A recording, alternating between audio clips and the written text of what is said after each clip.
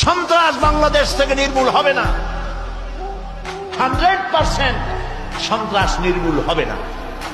100% সন্ত্রাস যদি নির্মূল করতে চাই, কোরআনের আইনের কোনো বিকল্প নাই। সুবহানাল্লাহ। আমাদেরকে সন্ত্রাসী বলে আজ কারা?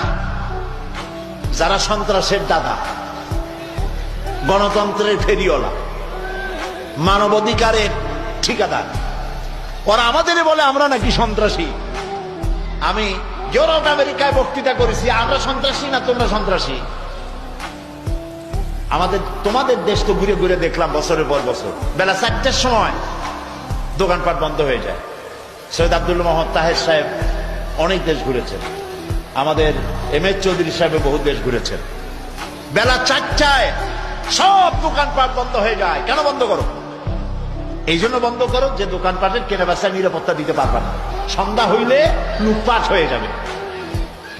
আর তোমরা করো আমাদেরকে নিন্দা, আমরা সন্ত্রাসী। আমাদের দেশে আসো, বাংলাদেশে কোন কোন বাজারে রাত 2:30-3টা পর্যন্ত বেচা বিক্রি হয়। ঠিক না?